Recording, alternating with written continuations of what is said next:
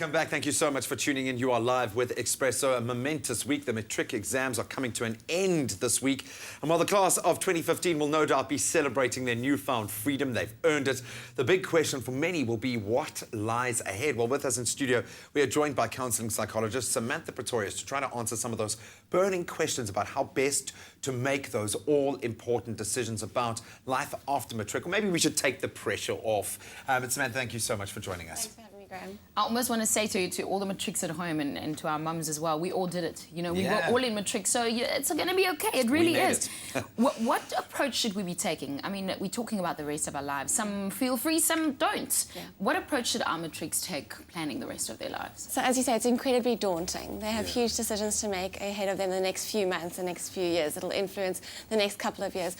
We want to look at making the best informed decision. So we're really looking at information gathering, at exploring different options to really try and make the best informed decision. Okay, so get information, educate yourself. Absolutely. About your interests, about your skills, your passions, your abilities, your values, what's important to you in life. Really need to make a holistic decision. That's what we're looking for. I love that. You might have followed the crowd at school, but now it's an opportunity to plan for yourself individually. Absolutely. So there is the fear that we're going to make the wrong choice. Sure. Is it that disastrous to make the wrong choice at age 18, 19? You know, I hate that term, the wrong choice. Yeah. Perhaps it's not the perfect choice for you for the rest of your life, but I think we need to look at the fact that regardless of what the choice is, there's going to be learning and insight through that.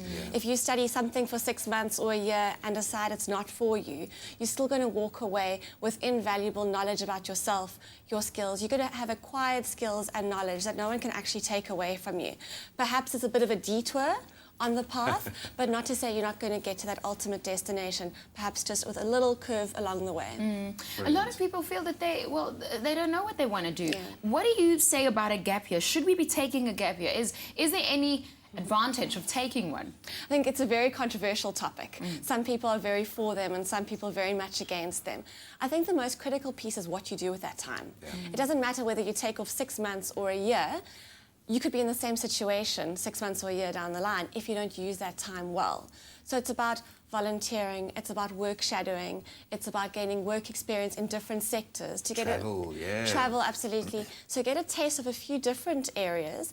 So before you make that lifelong or that few-year commitment to one of those sectors. You could do short courses in different things that interest you before deciding that's what I want to do for the next 2-3 years at varsity or college. The one component we haven't discussed, yes, stressful for the child, also stressful for the parents. Yes, because we all write matric, eh? We all write matric. My mother was right there with me. Absolutely. How do parents support their child in making those decisions without enforcing too much of their own agenda?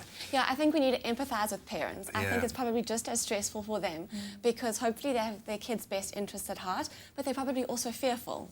What about the future? What if they make the wrong choice? What does the career market look like, etc.? So I think for parents, we want to ask them to come alongside their matriculants in the most supportive way. I think it's showing interest in this journey. It's coming alongside to help them gather information, practical support. Take them to open days, perhaps set up career counselling if that's something that's needed. You know, if they find out about bursary opportunities or funding schemes, share that information with their matriculant. So it's really coming alongside them. Samantha, thank you so much for joining us. I can't help but point out, you know the aptitude tests? Yeah. I took one many years ago when I was matric, and it said that I had to work in marketing, and look where I am today. So you know what, there is no, like you said, there is no wrong. You're going to be just fine, okay? For sure. Oh, man, take that pressure off, man. Enjoy those first few years of freedom. Are you a graduating matric?